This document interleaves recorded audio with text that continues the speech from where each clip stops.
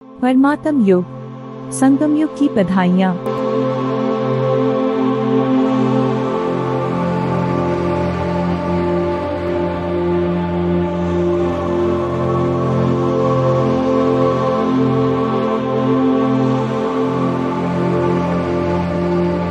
हमें ऐसा बनाने वाले हमारे प्यारे बाबा को दिल से शुक्रिया।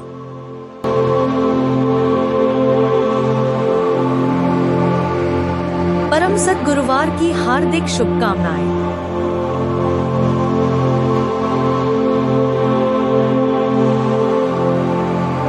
ओम शांति। आज आप सभी को सद्गुरुवार की हार्दिक शुभकामनाएं। तो आज है 29 अगस्त 2024 की साकार मुरली। ओम शांति। मीठे बच्चे, तुम यहाँ पढ़ाई पढ़ने के लिए आते हो। तुम्हें आंखें बंद करने की दरकार नहीं, पढ़ाई आँख खोलकर पढ़ी जाती है। प्रश्न: भक्ति मार्ग में कौन सी आदत भक्तों में होती जो अब तुम बच्चों में नहीं होनी चाहिए? भक्ति में किसी भी देवता की मूर्ति के आगे जाकर कुछ ना कुछ मांगते रहते हैं। उन्होंने मांगने की ही आदत पड़ जाती है। लक्ष्मी के आगे जाएंगे तो धन मांगेंगे, लेकिन मिलता नहीं। तुम बच्चों में ये आदत नहीं, तुम तो बस बाप के वर्षे के अधिकारी हो। तुम सच्चे विचित्र बाप को देखते रहो, इसमें तुम्हारी सच्ची कमाई है। ओम शांति। रूहानी बाप बैठकर समझाते हैं कि पाठशाला है, कोई चित्र या देहधारी को नहीं देखना। यहाँ देखते हुए बुद्धि उस तरफ जानी चाहिए जिसका कोई चित्र नहीं। स्कूल में अटेंशन हमारा टीचर में रहता है, क्योंकि वो तो पढ़ाते हैं। टीचर प्रश्न पूछेगा तो यहाँ बताते हैं। तो विचित्र स्कूल, विचित्र पढ़ाई है जिसका कोई चित्र नहीं। जो पढ़ाई में आंखें खोलकर बैठना चाहिए ना। स्कूल में टीचर आंखें बंद करके बैठते हैं क्या? भक्ति मार्ग में आंखें बंद करके माला जपना, साधु लोग भी आंखें बंद करके बैठते हैं, तो स्त्री को देखते भी नहीं। परंतु आजकल ज़माना तमो प्रधान है, और तुम जानते हो कि साधु संत नहीं जो इस चित्र को याद करें। भले ही तुम देखते हो इस रथ में भी बाबा पढ़ाते हैं, परंतु सुनती करती आत्मा ही है। वो रूहानी बाप समझाते हैं कि जिस्मानी ज्ञान रूहानी आत्मा सुनती है, तो ये पढ़ रही है। बाकी शरीर तो राख हो जाता है, संस्कार अच्छे बुरे आत्मा धारण करती है। कहते हैं ना देह अभिमान में कि मैं प्राइम मिनिस्टर हूँ, तो ये भी तुम समझते हो कि सब कुछ आत्मा करती है। आत्मा है अविनाशी, शरीर से पाठ बजाने के लिए मिला है, तो आत्मा को तो इन आँखों से देख नहीं सकते, इतनी सूक्ष्म है। अब ये भी कई सूक्ष्म समझने वाली बातें हैं। कई तो अच्छी रीति समझते हैं, कोई तो ज़रा भी नहीं मानते, क्योंकि पत्थर बुद्धि है। भगवान या ईश्वर कहने से बाप का संबंध नहीं आता। अभी तो ये वर्ड की हिस्ट्री ज्योग्राफी रिपीट हो रही है। फिर यहाँ से बाहर जाते हो तो माया धूल में आपको कर देती है, अंदर बिगाड़ लेती है। बाबा श्रृंगार करते हैं, फिर माया ठाड़ देती है। तो कई बच्चे मुख से ऐसा बोलते हैं जैसे जंगली कि श्रृंगार ही ना हुआ, वो सब कुछ भूल जाते हैं। लास्ट नंबर में जो स्टूडेंट बैठे रहते हैं उनकी पढ़ाई में उनका दिल नहीं लगता है, तो इसलिए भविष्य में पद भी नहीं मिल पाता। तो तुमको तो कोई काम भी नहीं करना, सिर्फ यहाँ सब कुछ खल्लास होना है। साथ में चलेगी सिर्फ अविनाशी कमाई। अब तुमको तो मालूम है कि मनुष्य मरते हैं तो खाली हाथ ही जाएंगे, साथ में कुछ नहीं ले जाते। तुम्हारे हाथ भर तो जाएंगे। इसको कहा जाता है सच्ची कमाई, जो कि 21 जन्मों के लिए बाप कराते हैं। तुम बच्चे इस चित्र को देखते हुए जानते हो कि विचित्र बाप है, विचित्र पढ़ाई है। आत्मा पढ़ती है, परमात्मा को बुद्धि जानती है, पर हम आत्मा अविनाशी है और ये शरीर विनाशी। तो जब वो आप सिखलाते हैं उसमें झूठ नहीं है, इसीलिए तो झूठ खंड सचखंड का बाबा मालिक बनाते हैं, सचखंड का, क्योंकि रात दिन का फ़र्क है। क्योंकि उनका कोई चित्र नहीं है तो उनको वैसे ही कह देते हैं, नाम पड़ गया शिवलिंग, निराकार, शांति का सागर, उन्हीं की महिमा है। तो रचना से वर्षा नहीं मिलता, कभी भी भाई भाई को वर्षा नहीं देते। वर्षा हमेशा बाप से मिलता है। और जैसे पढ़ाई पढ़ने वाले से पढ़ाई से योग रहता है, तो तुम्हें भी ऐसे ही पढ़ना है। कितना भी कुछ हो जाए, शरीर को कितना भी मारो, लेकिन बाप समझाते हैं अपने को आत्मा समझकर बाप को याद करो। जो नंबर पर धारणा करते हैं वो भी समझ लो बुद्धू है, नहीं तो जानते ही नहीं, वरना ज्ञान सहज है।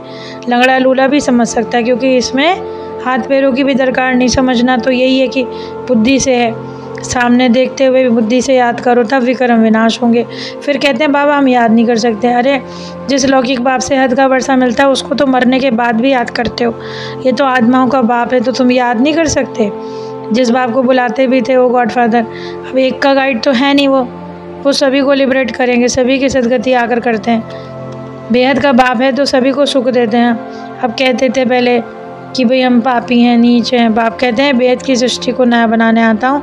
अब जब पतित पूरे बन गए, अब आसुरी संप्रदाय हो गई, तो टीचर या सदगुरु आते हैं सदगति के लिए। माताएं स्वर्ग का द्वार खोलती हैं, लिखा भी है गेटवे टू हेवन। परंतु सब मनुष्य नहीं समझ सकते कि कैसे पतितों को पावन बनाने बाबा आते हैं। अब तुम एक ही बात सुनाओ कि बाप कहते हैं माया जीत जगत जीत। फिर लक्ष्मी की पूजा क्यों करते हो दीपावली से? क्योंकि उनसे धन मांगते हो, उनसे कहते हो हेल्थ अच्छी करो, आयु अच्छी करो। जानते हो हैप्पीनेस देते हैं देवी देवता, तो लक्ष्मी से कौड़ी से वो मांगते हो, वो मिलती थोड़ी है, क्योंकि मांगने की आदत पड़ गई। देवताओं के आगे भीख मांगने जाते हैं। मामेकम याद करने से तो मालिक बन जाएंगे, इसमें कुछ भी दरकार नहीं रहती। जब बाप से स्वर्ग का वर्षा मिलता है तो तुम जानते हो कि हम खुद ही ये बनते हैं, हमको विश्व की बादशाही मिलती है। अभी मंदिर में आदि में नहीं जाते, एक अक्षर है मामेकम याद करो। तुम सर्वगुण संपन्न थे ये भी नहीं समझते। पत्थर बुद्धियों से तो माथा मारना पड़ता है। साधु संत आदि बता ही नहीं सकते, क्योंकि वो ईश्वर तो है ही नहीं। गावड़े का छोरा था जो सुंदर बनकर अब 84 जन्म जिन्होंने लिए। फिर जब कुछ साधारण बने तब बाबा ने प्रवेश किया, क्योंकि इतनी बट्टी बननी थी, अब इनको खिलाए कौन, तो जरूर साधारण भी चाहिए। इसके लिए बाबा कहते हैं पावन वही बनेंगे जो कल्प पहले बने थे। सूर्यवंशी चंद्रवंशी राजधानी बनती है ना, नंबरवार पुरुषार्थ अनुसार। इसके लिए तो कहते हैं तत्वम। और देरी से आने वाले ज्ञान भी थोड़ा देर से सुनते हैं और थोड़ा ही सुनते हैं, बाकी तो और आ ही जाएंगे। अच्छा, मीठे मीठे बाप दादा प्रति हम बच्चों का याद प्यार। रूहानी बाप की रूहानी बच्चों को नमस्ते।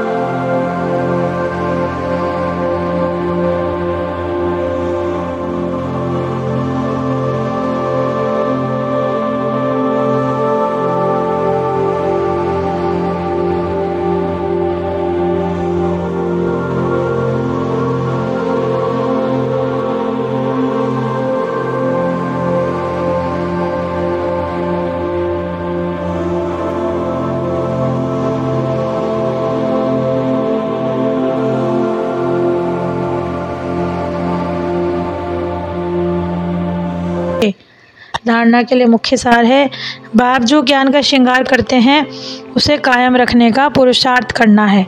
माया की धूल में ज्ञान श्रृंगार बिगाड़ना नहीं है, पढ़ाई अच्छी रीति पढ़कर अविनाशी कमाई करनी है। इस चित्र अर्थात देहधारी को सामने देखते हुए भी बुद्धि से विचित्र बाप को याद करना है। आंखें बंद कर कर बैठने की आदत नहीं डालनी, बेहद के बाप से कुछ नहीं मांगना। आज का वरदान है, समय के महत्व को जानकर सो फर्स्ट आने वाले तीव्र गति के पुरुषार्थी भव।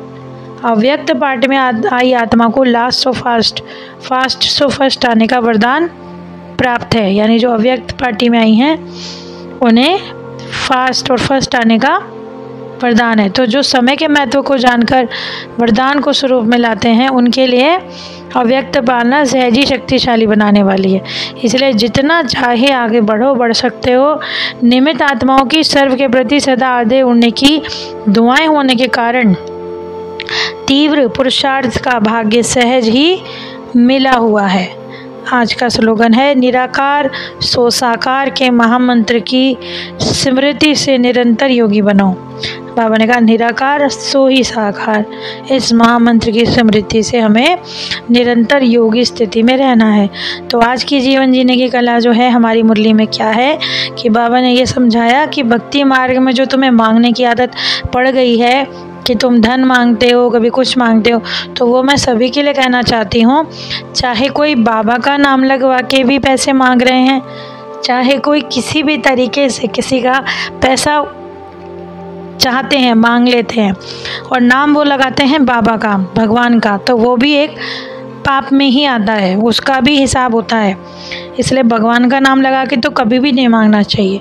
और साथ में बाबा ने ये समझाया कि देखो दुनिया में रह रहे हैं तो सब चीज़ें चाहिए, शरीर लिया है तो खाना भी चाहिए, सब कुछ चाहिए, रोटी कपड़ा मकान सब कुछ ही चाहिए, उसके लिए धन चाहिए, इसमें कोई संशय नहीं है। लेकिन उसे झूठ तरीके से कमाना, किसी को धोखा देना, जिस तरह से बाप कुछ भी नहीं मांगते, कुछ भी नहीं लेते। अब हम पढ़ते आ रहे मुरली में कि बाबा जैसा बनना है, बाबा समान बनना है, तो यहीं से शुरुआत करें कि बाबा समान बनने के लिए हमें ईश्वरीय गुण भी अपनाने हैं। जब भगवान कुछ नहीं मांगते तो हमें भी कुछ नहीं मांगना है। और आज की मुरली में यही है कि मांगने की दरकार नहीं, सब काम अपने आप चलेंगे, सब काम होगा, लेकिन किसी का भी हमें धोखे से पैसा कुछ भी नहीं लेना है, ना किसी को दुख देना है, क्योंकि ना जाने कब किसकी हमें वो लग जाए। क्योंकि हम अगर किसी के लिए अच्छा करते हैं तो वो दिल से दुआ भी देता है, परंतु यदि किसी के साथ आपने बुरा किया तो वो भी आपको कर्म भोगना पड़ सकता है। इसलिए हम कोशिश तो कर सकते हैं कि हम अपने स्वार्थ के लिए किसी को दुख ना ही दें।